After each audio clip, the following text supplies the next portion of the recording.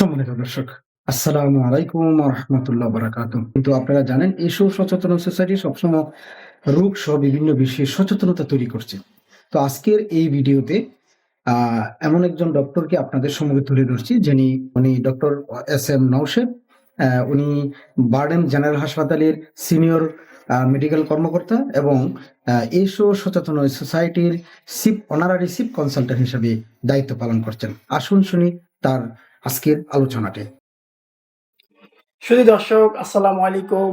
আমি Lion doctor S M Nowshed. আজকে আপনার সাথে স্বাগত জানাচ্ছি। আজ 7ই এপ্রিল বিশ্ব স্বাস্থ্য দিবস। এই দিবসটির এবছরের প্রতিপাদ্য অর্থাৎ 2026 সালের প্রতিপাদ্য করা হয়েছে together for health stand with science.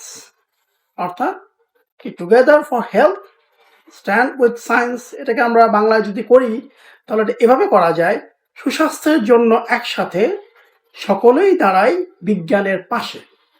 খুব চমৎকার একটা প্রতিপাদ্য।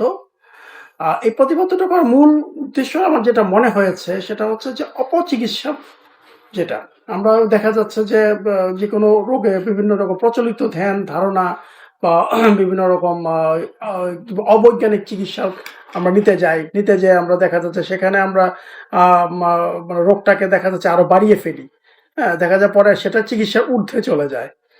তো এটা যাতে না হয় সে কারণে মূলত এই প্রতিপাদ্যটা করা হয়েছে।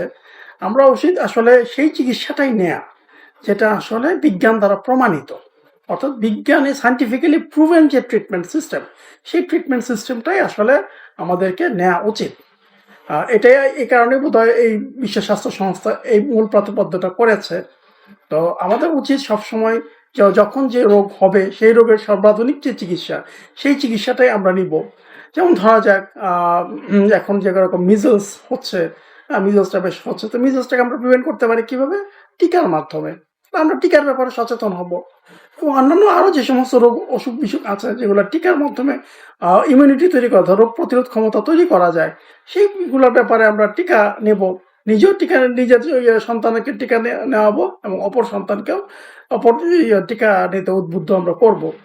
এবং অন্যান্য চিকিৎসার বেলা তো একই কথা, সর্বাধুনিক যে চিকিৎসা যেটা বিজ্ঞান দ্বারা স্বীকৃত, সেই চিকিৎসাই আসলে সকলের নেওয়া উচিত। তো সবশেষে আমি আমার বক্তব্যটা জাস্ট কয়েকটা লাইনের মাধ্যমে শেষ করতে চাই।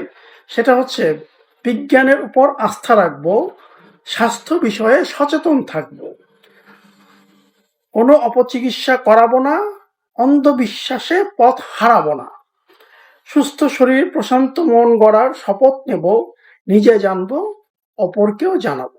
ধন্যবাদ। সম্মানিত দর্শক, আমরা আলোচনা শুনলাম।